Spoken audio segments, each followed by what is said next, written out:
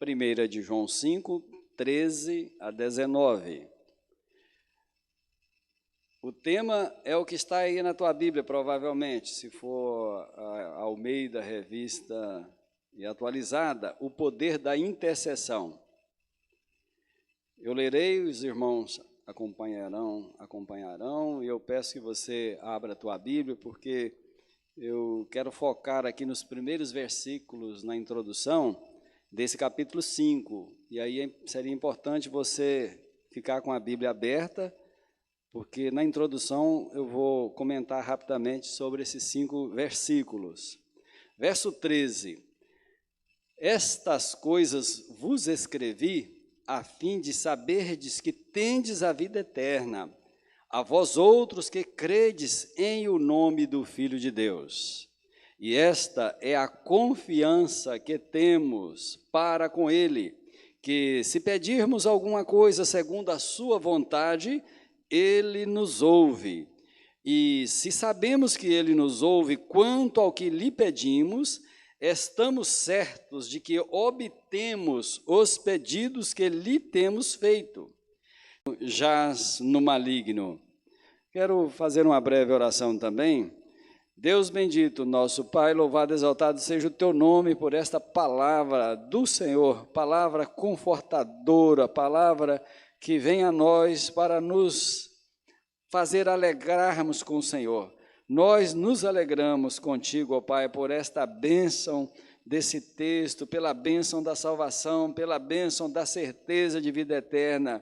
Louvado e exaltado seja o teu nome, ó Pai, por esta certeza, por essa confiança que nós temos, pelos méritos de Jesus, no nome de quem nós oramos, agradecidos. Amém. Irmãos, como sabemos, João, o apóstolo, escreveu o Evangelho, que leva o seu nome, o Evangelho de Jesus Cristo, segundo João, e posteriormente ele escreveu estas cartas, as 3, e numa sequência. A primeira é a mais extensa delas, 5 capítulos. E nesse capítulo 5, nos primeiros versículos, que também são 5, nós temos alguns ensinamentos maravilhosos. Eu vou só pontuar. Ele, inspirado, obviamente, pelo Espírito Santo, assevera que os que creem em Cristo são filhos. Os que creem em Cristo são filhos de Deus. Está aí no primeiro versículo. B, quem ama a Deus, ama também aquele do qual ele é nascido. Ou seja, ama a Deus e ama a Cristo, que é o Filho de Deus. C, os que amam a Deus praticam os seus mandamentos. Está aí no verso 2, finalzinho. Praticam os seus mandamentos e amam os filhos de Deus. Ou seja, amam os irmãos. D, aquele que crê ser Jesus o Filho de Deus, vence o mundo. E João continua, todo o que é nascido de Deus vence o mundo, e esta é a vitória que vence o mundo, a nossa fé. Verso 4.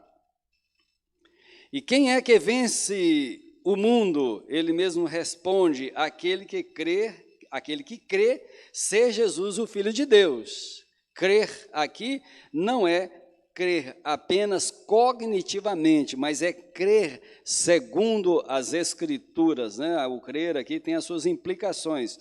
E você, que é um filho de Deus, sabe exatamente que implicações são essas. E aqui eu entendo que há 2 eixos aqui, ou 2 pilares, que lançam para nós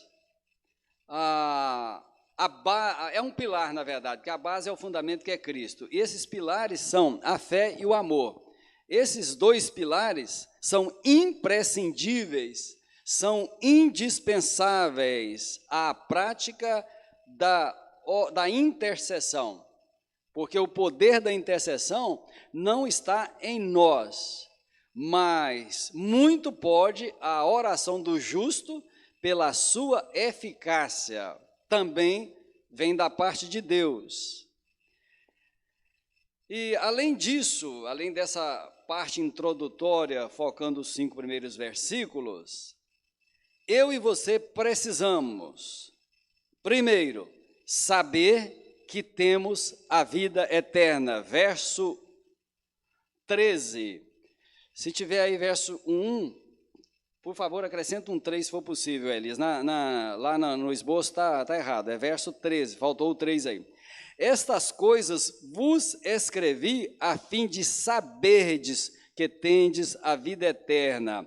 Saberdes. Então, qual foi a finalidade de João em escrever estas coisas? Que coisas?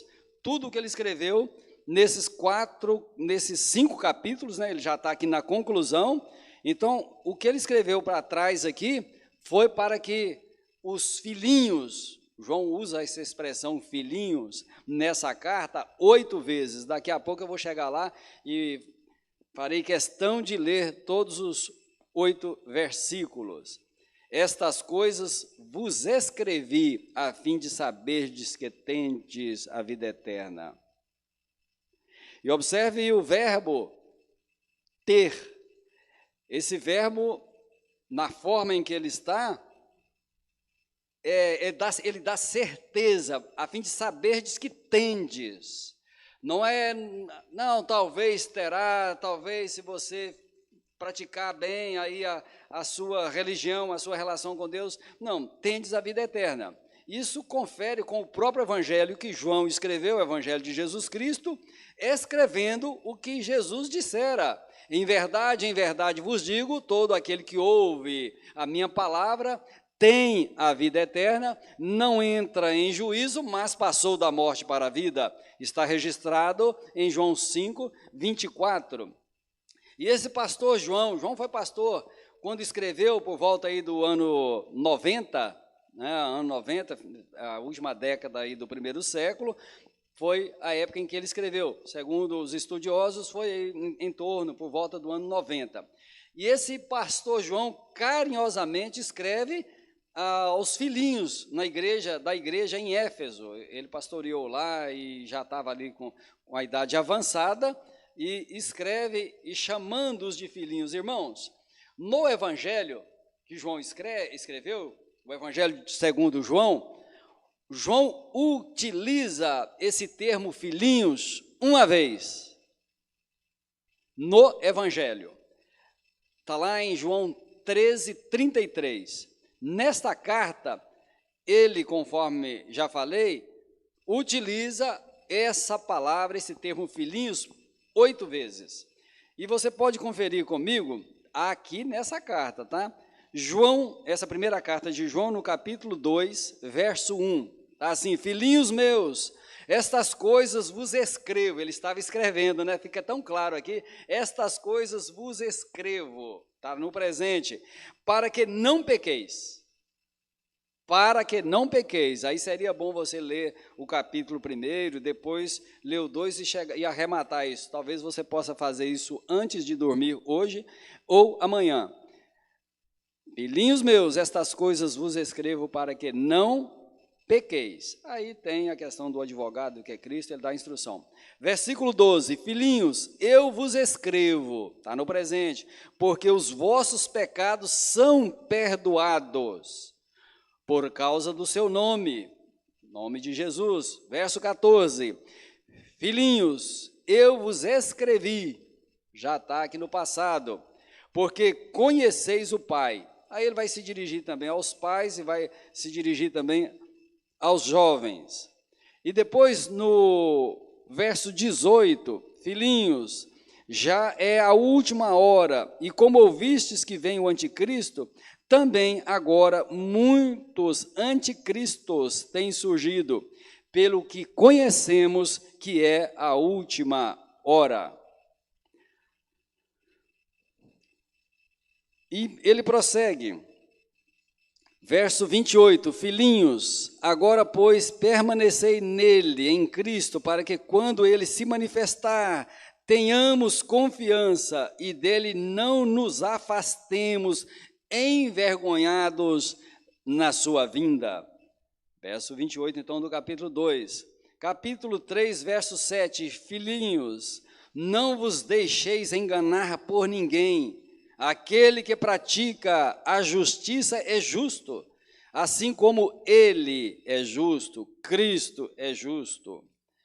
Prossegue João no verso 18. Filhinhos, não amemos de palavra nem de língua, mas de fato e verdade. Falando acerca do amor. Capítulo 4, verso 4. Filhinhos, vós sois de Deus e tendes vencido os falsos profetas, porque maior é aquele que está em vós do que aquele que está no mundo. Louvado seja Deus, irmãos, por estas palavras tão consoladoras, por essas palavras que enchem a nossa alma de gozo, meus irmãos.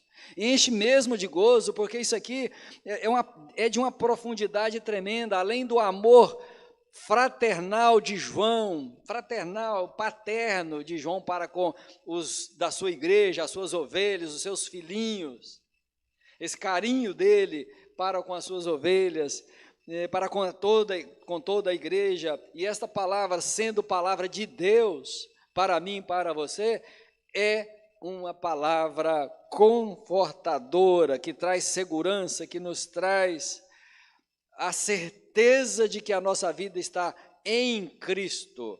E aí ele vai concluir essa carta com esses versículos, 13 a 19, e depois finaliza com mais dois versículos. O ponto 2, o que nós precisamos também saber, além de sabermos que temos a vida eterna, esta confiança assegura-nos que o Senhor ouve as nossas orações. Olha o que está escrito, verso 14. Esta é a confiança que temos para com Ele. Qual é a confiança? Que se pedirmos alguma coisa segundo a sua vontade, Ele nos ouve. De fato, o Senhor está atento às nossas orações, às nossas súplicas. Ele tem prazer em nos atender. E Ele vai além e muito além das nossas expectativas. Em Efésios 3:20 está escrito que Ele é poderoso para fazer muito mais do que tudo quanto pedimos ou pensamos. Agora preste atenção nessa parte B. Conforme o seu poder que opera em nós, o poder de Deus que opera em nós. E, obviamente, para que o poder de Deus opere na minha vida, na tua vida, é necessária uma comunhão íntima com Deus. Nós não podemos nos distanciar de Deus. Nós não podemos nos distanciar de que forma? Pecando. Se pecarmos, nós temos a Jesus como advogado. Foi o que nós lemos há pouco. Nós temos advogado junto ao Pai, mas a nossa relação com Deus, nela não deve haver pecado. Pecar deliberadamente, pecar conscientemente, permanecer em um pecado, lá no final, nós já lemos aí, pecado para a morte e pecado não para a morte. Depois a gente comenta. E a última frase, esta aí, conforme o seu poder que opera em nós, é esclarecedora e está de acordo com o que mencionaremos no tópico a seguir. Qual é o tópico? 3. A confiança que temos para com Ele, para com Cristo, para com Deus é esta: se pedirmos alguma coisa segundo a sua vontade, Ele nos ouve. Eu li todo o versículo, agora essa parte aí. Ele nos ouve. Quando? Quando pedimos, quando intercedemos, quando oramos segundo a sua vontade. Mas que vontade é esta? Ou que vontade é essa? Primeiro, a vontade é exclusivamente a de Deus. Não é a minha vontade, não é a tua vontade, não é a nossa vontade. Por quê?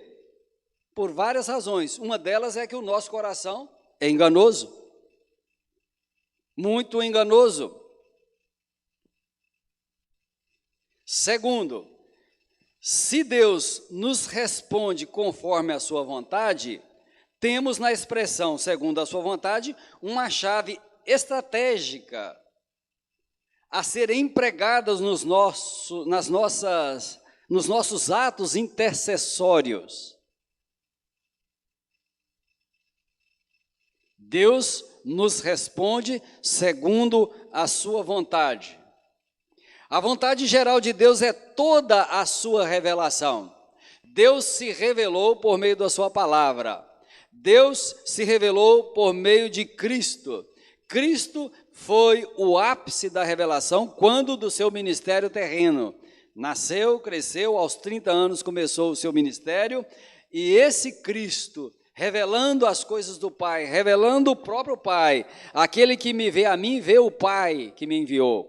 Então, essa é a revelação. Essa é a revelação de Deus, em que Ele também revela a sua vontade. Vontade geral de Deus, então, revelada nas Escrituras.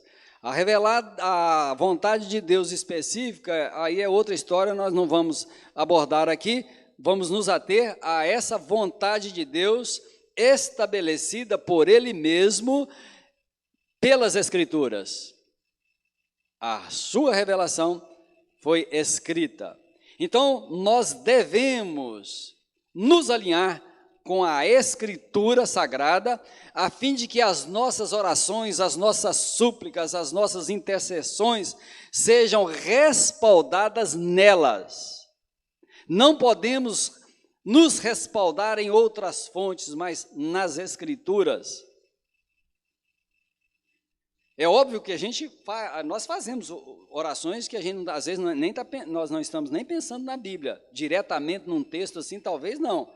Mas, à medida que nós formos nos relacionando e formos aprendendo as Escrituras, guardando no coração a palavra, nós, além de evitarmos o pecado por causa da palavra em nós e a utilizarmos quando das tentações, como Jesus fez, né? Está escrito. E aí nós utilizaremos o está escrito para vencermos as tentações. Jesus nos diz: aprendei de mim. Aprendei de mim. Está lá em Mateus 11, 28 a 30, né? Está nesses 3 versículos. Aprendei de mim, que sou manso e humilde de coração, achareis descanso para vossas almas. Mas eu quero me ater aqui a esse aprendei de mim. É um verbo no imperativo. Nós precisamos de aprender com Jesus. Quando ele está dizendo para mim, para você, aprendei de mim, não está se atendo em algum aspecto fechado. É aprender. Aprender o quê? Podemos dizer o seguinte: podemos aprender tudo nunca conseguiríamos, mas nós precisamos aprender a cada dia com Cristo, aprendermos com Cristo segundo a forma em que Ele agiu. E aí eu vou dar algumas pistas aqui para você, que é para mim, né, durante todo o estudo, eu meditei bastante sobre isso, sobre esse texto, e fui edificado por esse texto, pelo conforto que ele nos traz, pela segurança que essa palavra de Deus nos traz, a segurança de vida eterna. Não tem nada que se compara a essa certeza, a essa segurança de vida eterna, nada, absolutamente, irmãos, se compara, nem as coisas do mundo inteiro superariam, né, essa bênção que Deus nos concedeu. Ele é o nosso padrão para todo e qualquer aprendizado, inclusive o da oração. O que você deve fazer então? O que eu devo fazer? O que você deve? O que nós devemos fazer? Busque nos 4 livros, ou seja, nos 4 evangelhos. É um evangelho só, né? Plural aqui, porque foram 4 os escritores. Então, o que a gente deve fazer? Buscar nos evangelhos as orações de Jesus e começarmos a orá-las. Você experimenta fazer isso. Eu tenho certeza que você será edificado, que você será abençoado por Deus, que você terá uma visão mais clara da oração, do poder da intercessão. Nós teremos uma visão mais clara pela prática e então pela experiência de nos relacionarmos com Deus e em oração aprendendo com Jesus. Por exemplo, eu citei 3 exemplos aqui. Tome a oração do Pai Nosso. Você vai lá, né? Oração do Pai Nosso, que estais nos céus, santificado seja o teu nome. É Jesus orando. Você medita, Pai Nosso. Ele está falando de uma grande família, e essa grande família é a igreja como um organismo vivo, não como uma denominação local necessariamente, mas a igreja de Jesus é esse organismo vivo composto pelos regenerados, pelos filhos de Deus, os que creem, conforme João coloca aqui, porque crer conforme as Escrituras é crer conforme eu já disse também, que é segundo as Escrituras.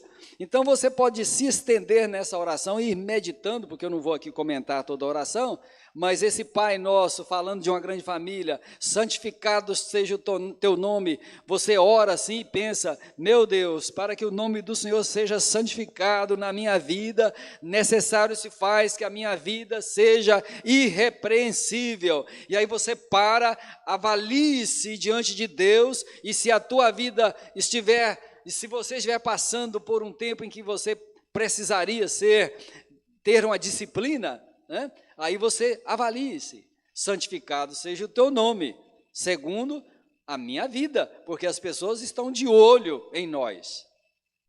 Não entendem nada de cristianismo, mas na hora de meter o pau no crente que pecou, mas gostam, viu? Parece que são santos, né? O santo. Tinha uma expressão lá na roça, quando eu era criança, você fala assim, só se for santo do pau-oco, né? Pau-oco, ou seja, não tem nada por dentro, tem só uma casquinha ali. Então, nós aprendemos com Jesus, aprendendo a orar como Jesus orou, nos pautando a forma em que ele orou. Outro exemplo, você pode tomar João 17, eu estou aqui com João, né? João 17, a oração sacerdotal de Cristo. Irmãos, quanto aprendizado nós temos ali. Aí você vai ler, vai meditar, não precisa ser de uma sentada só, você vai fazer as suas devocionais, e aí você vai caminhando nos evangelhos e vai buscando, por meio de uma referência bíblica, você digita lá no site de busca que você vai encontrar, não há dificuldade nenhuma. Nós vivemos um tempo em que nós somos abençoados pela tecnologia, nós podemos acessar com muita facilidade, não é necessário comprar aquele montão de livro como a gente fazia no passado, antes da internet, aí até o final do ano, no século passado, porque a internet no Brasil começou no finalzinho de 1999, ruim demais. Agora não, nós temos muitos recursos, e tem muitos outros exemplos que você mesmo pode descobrir. Aí eu deixo com você essa tarefa, vai investigar, busca nas Escrituras do Novo Testamento, busque nos Evangelhos, sobretudo nesses 4 Evangelhos escritos por Mateus, Marcos, Lucas e João, e vai aprender com Cristo. Esse é o desafio, esse desafio eu lanço para você, tendo em vista que eu já o tenho para mim. Quarta parte aqui, quarto aspecto do que nós precisamos saber. Sabendo essas coisas sobre as quais estamos falando e praticando-as, estamos certos de que obtemos os pedidos que lhe temos feito. Aqui esses verbos no presente está dizendo para nós o seguinte: nós, com toda essa confiança em Deus, nós temos a certeza, então, de que obtemos os pedidos. É orar agora, segundo a vontade de Deus, e orar a palavra é orar a vontade de Deus, e segundo a vontade dEle, nos sujeitando a Ele, nós temos a certeza de que Ele atende às nossas orações. Verso 15b, está escrito aí: estamos certos de que obtemos os pedidos que lhe temos feito, conforme escrevi aqui no 4º ponto.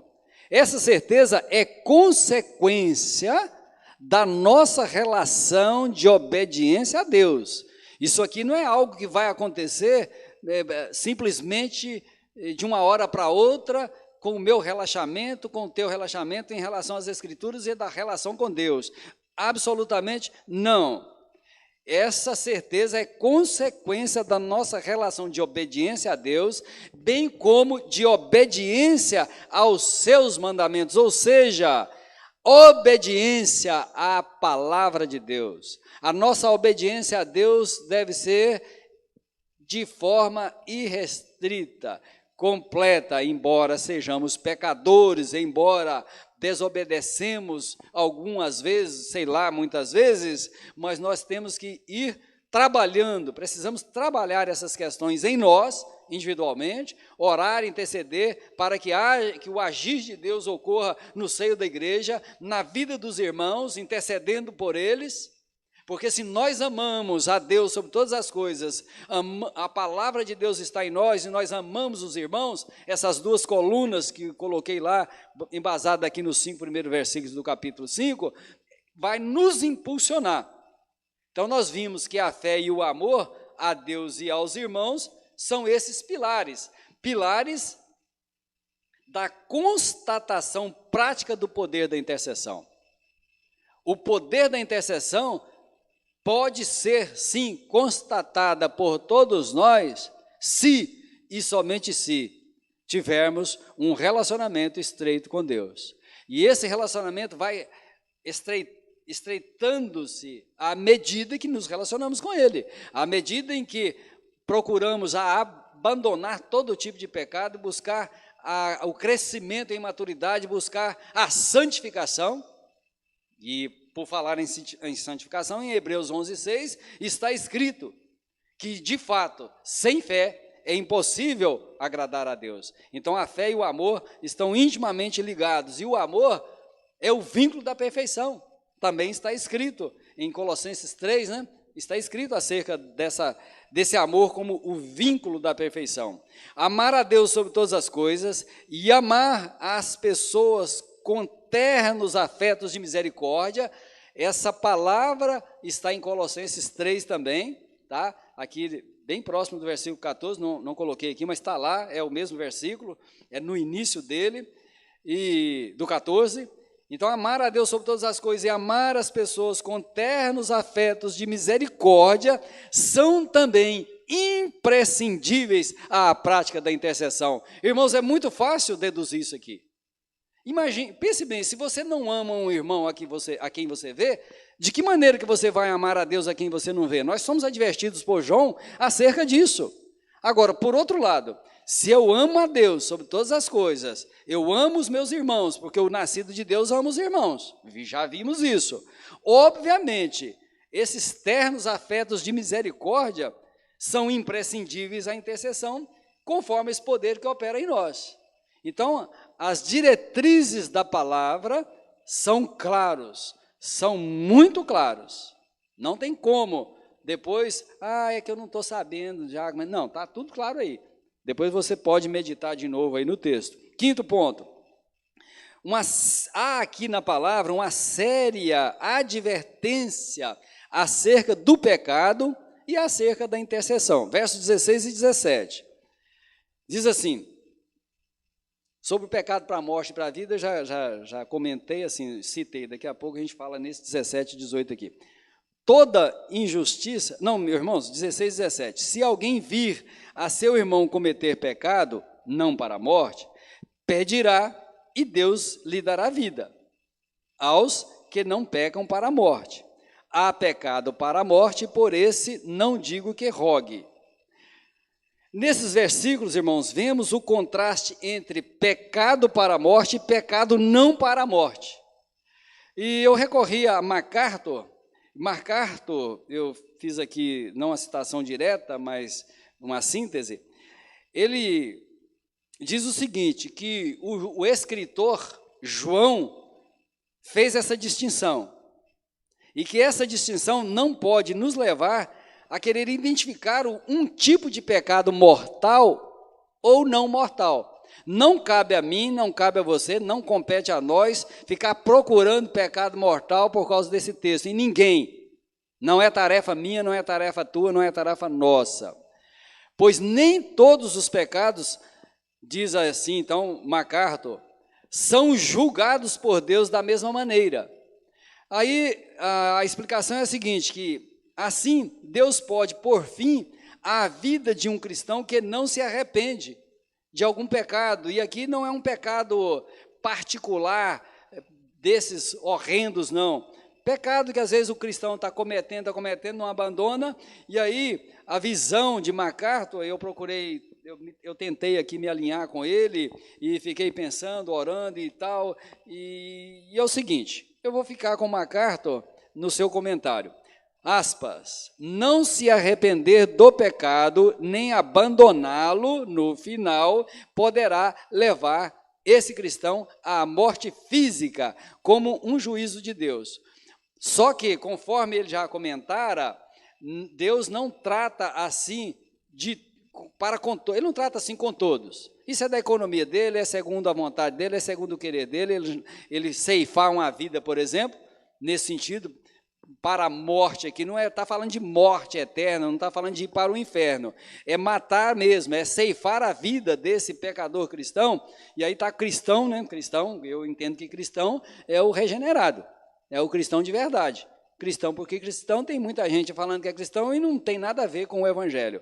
Então, esse é o comentário, né? Não se arrepender do pecado nem abandoná-lo, no final, poderá levar esse cristão que está cometendo um certo pecado aí, não abandona, e aí Deus pode sim ceifar a vida desse cristão, desse irmão, desse membro de igreja.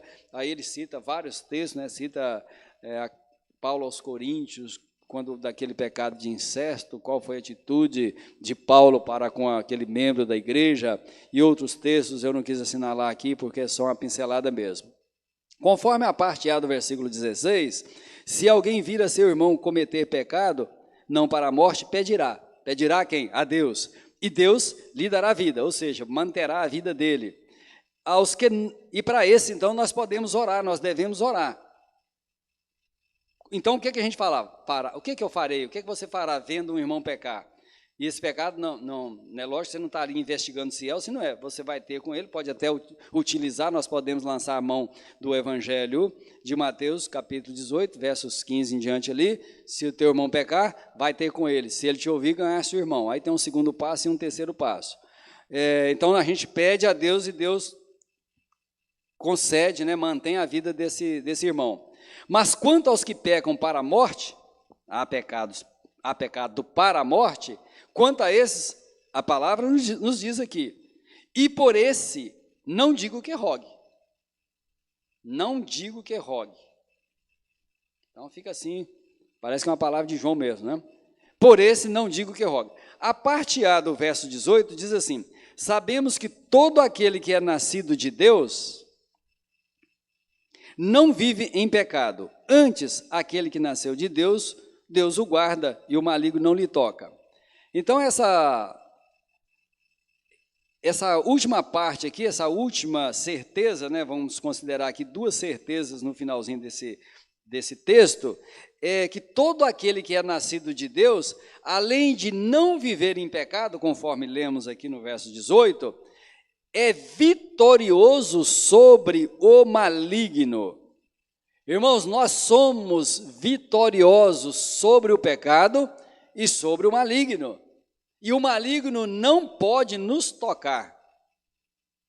O maligno anda ao nosso derredor e ele busca a ocasião própria para tragar alguém, mas ele anda em derredor de nós. Mas o Senhor está ao nosso redor e o Espírito Santo habita em nós. E se o Espírito Santo habita em mim e em você, o maligno não pode te tocar, o maligno não pode nos tocar. Essa é mais uma certeza, essa é mais uma segurança que nós temos em Deus. Sabemos que somos de Deus. Olha bem, mais uma certeza. Sabemos que somos de Deus e que o mundo inteiro jaz no maligno. Meus irmãos, o desafio para nós é aprendamos a orar com Jesus. Ele é o padrão. Não há nenhuma receita melhor do que essa, se é que a gente pode chamar de receita. Vamos aprender com Cristo. Aprender porque Ele é o padrão da perfeição. Ele é a perfeição. Ele é o padrão a ser almejado por cada um de nós. E que o Senhor te abençoe rica e poderosamente. Que você possa crescer na graça e no conhecimento do Senhor. Que você possa voltar a esse texto, meditar nele, enquanto está fresco, lembrando de algumas coisas que a gente disse aqui, e colocar isso em prática. Guarde essa orientação acerca da oração, segundo Jesus nos ensina nos evangelhos.